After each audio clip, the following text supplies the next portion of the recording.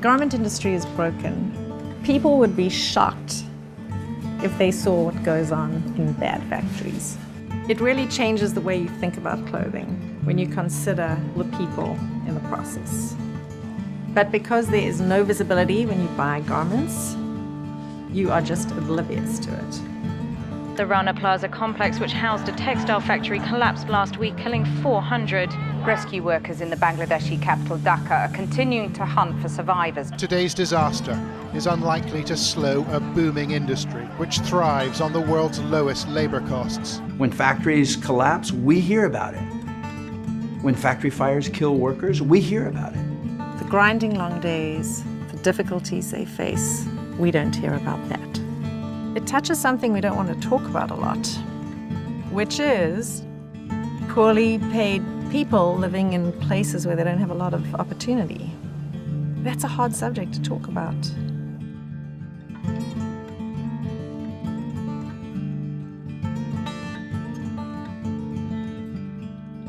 The root of the problem is corporate greed. It's companies trying to maximize profit by selling as much for as little as possible to consumers who are willing to buy those products. More and more Americans are awakening to the reality that there are responsible, sustainable alternatives to sweatshop products. Your purchasing decisions can affect the lives of workers around the world. We look at fair trade as the first step in a very long journey towards getting wage equity in the supply chain.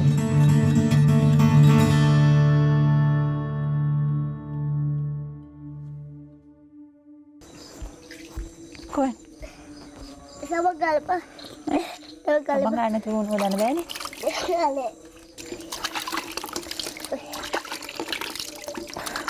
Kok apa boleh kau hantar?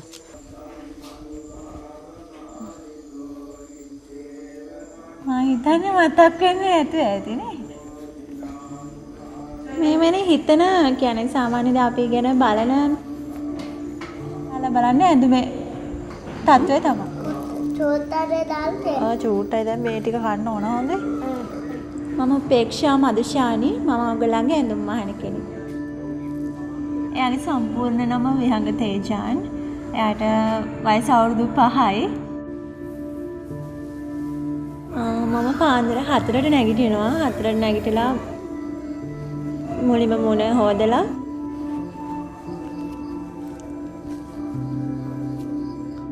පයින් එනවනම් පැය භාගයක් විතර එන්න ඕන පාන්තියට ඇවිල්ලා transport එකේ මේ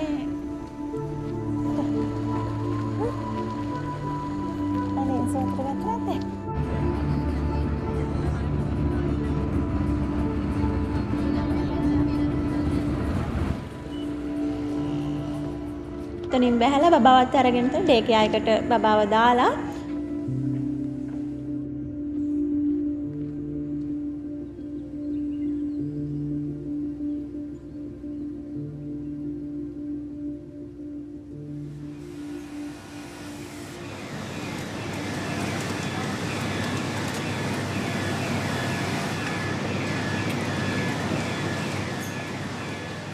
My name is Chamara De Silva.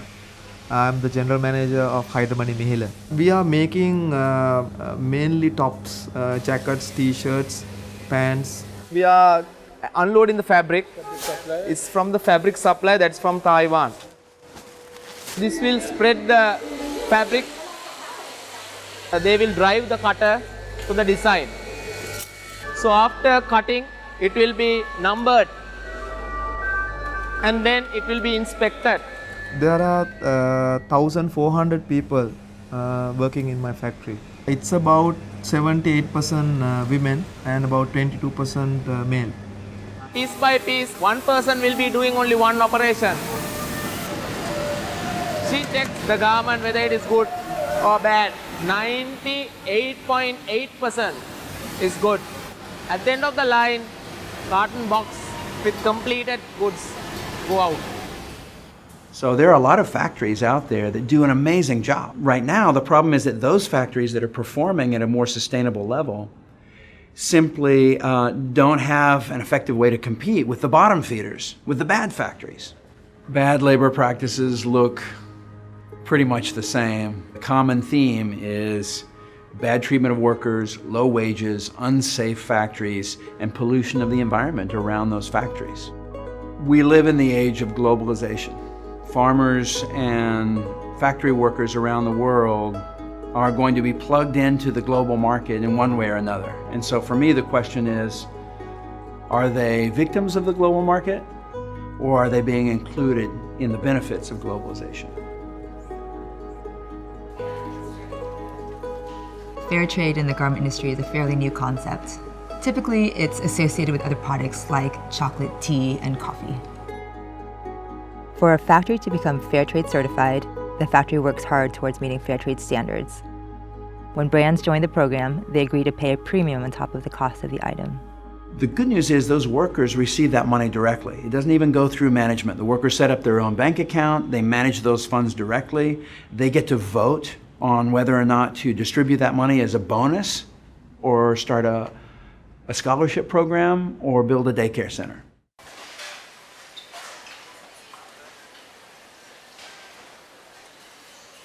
We are working with about 8 brands in this Mihila factory. Patagonia were the one and only brand approved for fair trade. So we learned about the fair trade and then we discussed what this is, what are the benefits, what is the purpose. Impression was really superb.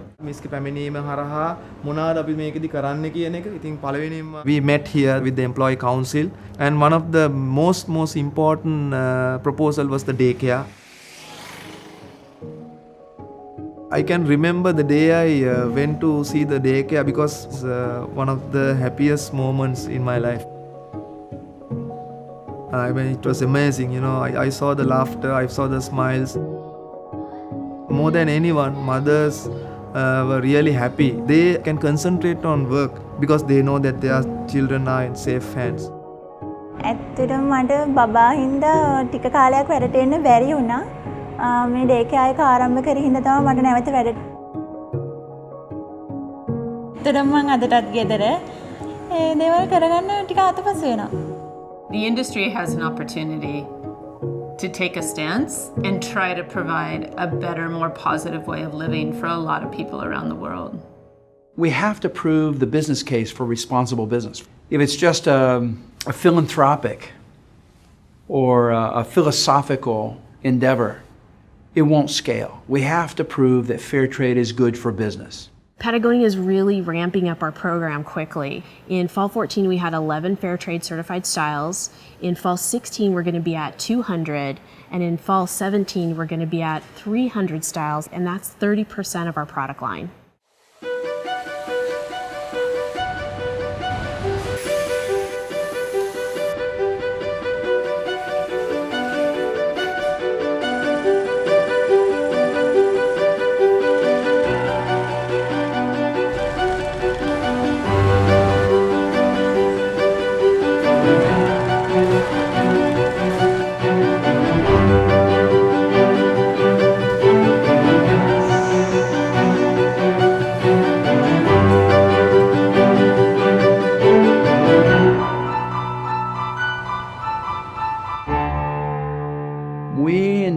Farmers and workers becoming architects of their own future.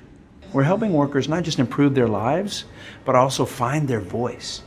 The results go way beyond just $30,000 a year to this factory or $50,000 to that factory and the projects that they do with that. But underneath that and above that is this invisible dividend from fair trade. It's all about hope and pride and dignity and self-confidence.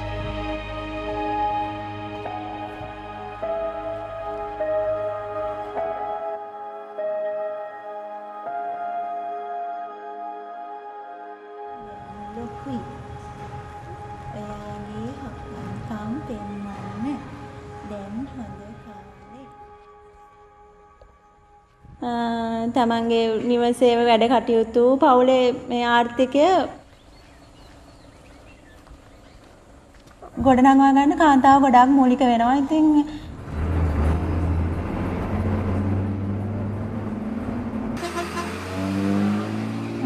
ඒක මට ලොකු හයියක්.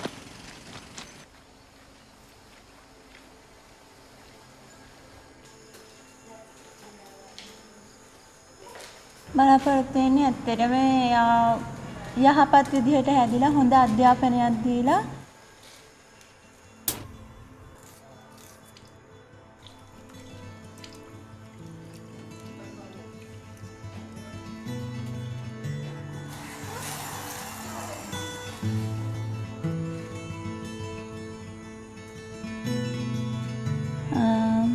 ඇත්තටම ඔව් එයා තමයි මගේ ලොකු බලාපොරොත්තුව.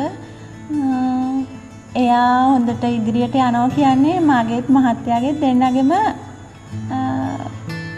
ලොකුම බලාපොරොත්තුව ඊට උනා වෙනවා.